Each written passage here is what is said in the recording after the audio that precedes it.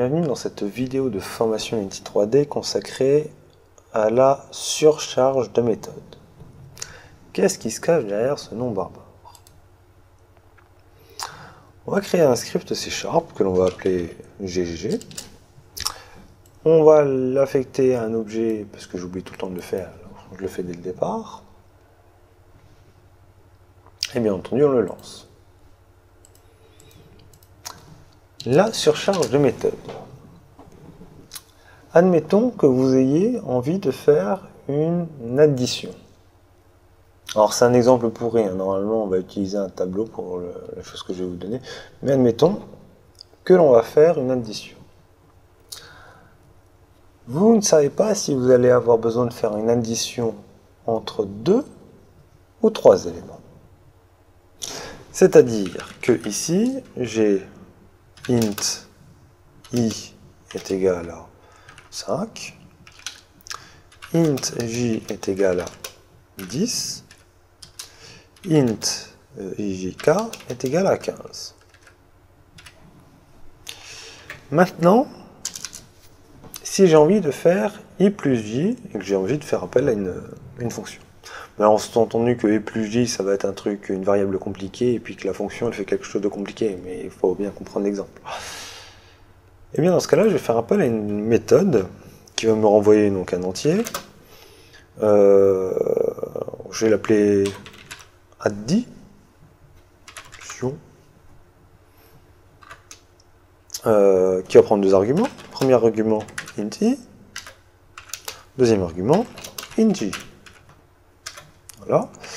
Et qu'est-ce que tu me fais, toi? Dans les accolades, on va faire renvoie-moi le résultat i plus j.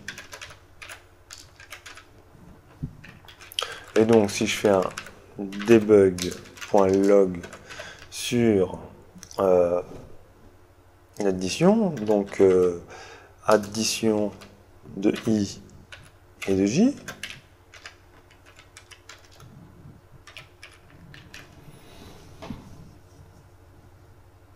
on va faire play, j'ai bien 15. Maintenant, admettons que j'ai envie de faire une addition de 3 nombres. Qu'est-ce qu'il va falloir faire? Ben, il va falloir recréer une autre méthode. Mais il faut se rappeler que si on a une méthode qui est... une méthode qui a le même nom, ben ça va pas aller, puisqu'il va peut-être pas savoir dans laquelle aller. Dans ce cas-là, on va faire appel à une surcharge de méthode. C'est-à-dire que l'on va prendre une méthode et on va la surcharger. Je tourne en rond là. Et grosso modo, ça va permettre à l'ordinateur de faire la différence entre l'une et l'autre. C'est-à-dire que je vais l'appeler de la même manière, sauf que le détail important, c'est qu'il faut qu'elle n'ait pas soit le même nombre d'arguments, soit le même type d'argument.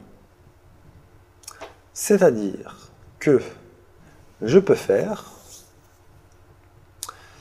int i, int j et int k. Alors on va mettre des noms entre guillemets différents pour que vous imaginiez pas que le i ici c'est le même que le i ici. Et en debug log, on va faire ijk, donc on leur envoie le contenu de ces variables là. Et ici, on va lui demander de renvoyer la somme de ces trois noms. Donc i2 plus j2 plus k2. Je sauvegarde, je fais sur play, il y en a un c'est 15 et l'autre c'est 30. Jusque là tout va bien. Donc c'est ça la surcharge de méthode. Et donc la première condition c'est soit vous n'avez pas le même nombre de paramètres, soit que les paramètres ne sont pas du même type. IJK L, donc float L est égal à 30.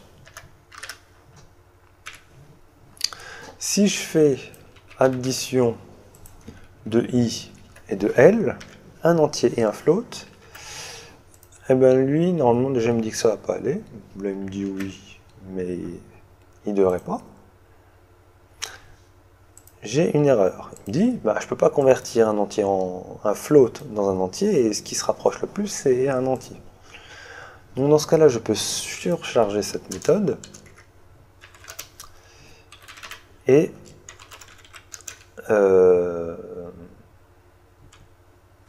mettre un type d'entier dans le premier et un float dans le deuxième.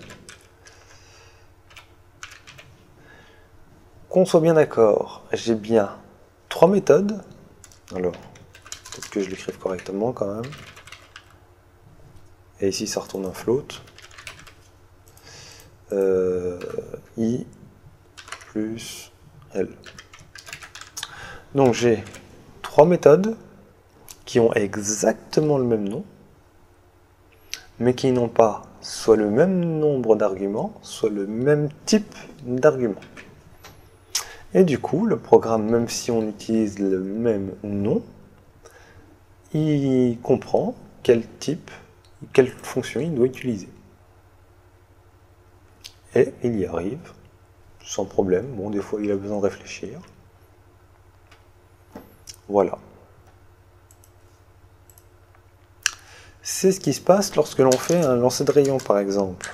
C'est l'exemple le plus marquant, puisqu'il a beaucoup de façons de lancer de rayon. C'est-à-dire que lui, il a 12 façons, il a 12 méthodes qui sont surchargées. C'est-à-dire qu'elles s'appellent tous recast, on le voit, mais qui n'ont pas le même nombre ou type d'argument. Là, il y a un argument, là, on passe à 2. Là, il y en a un, c'est un float, l'autre, c'est un pointeur, donc c'est pas le même type d'argument. Pareil, c'est toujours pas le même type d'argument, là, on passe à 3. Les 3 ne sont pas les mêmes, les 3 ne sont pas les mêmes, les 3 ne sont toujours pas les mêmes. Là, les 4, ben, il y en a 4, etc., etc. Puis à la fin, il y en a carrément 5. Donc, de la folie. Donc, il y a voilà, cette chose à retenir sur la surcharge de méthode. Et il y a un petit détail supplémentaire, c'est qu'il faut qu'il y ait le même nombre d'arguments, mais enfin qu'il ne faut pas qu'il y ait le même nombre d'arguments obligatoires. Sous-entendu, il y a des arguments qui sont facultatifs. Et c'est l'objet de la prochaine vidéo dans laquelle je vous retrouverai avec grand plaisir. Sur ce, bye bye.